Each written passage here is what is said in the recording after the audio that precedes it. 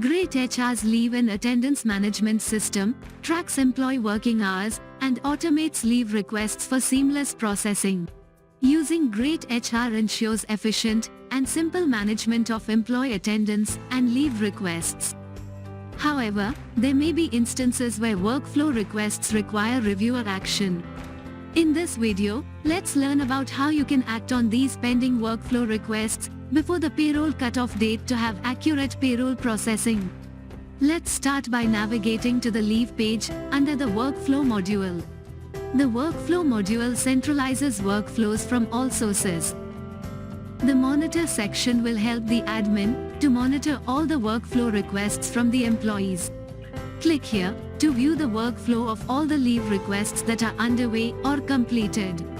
Use the drop-downs and sort the list by active to sort out the employees whose workflow request is pending approval. Click on Employee Name. To get additional information on a transaction, click Detail View. On this page, you can accept, reject, or forward the request using the relevant tabs. Now, navigate to the Attendance Regularization page. The Attendance Regularization page will help the admin to manage the attendance regularization request of an employee. Click on Employee Name to view the details. Since the employees can submit regularization for multiple days in a single workflow request, you need to process the request date-wise before processing the complete item.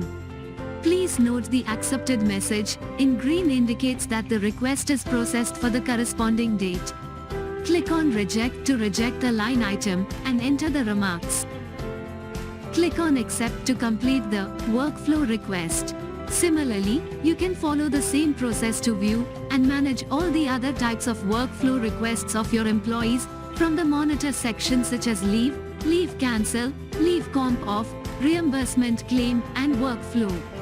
I hope you are clear about managing your employees' leave and attendance workflow requests. With that, we come to an end. Please like and subscribe to this channel for updates about our upcoming videos.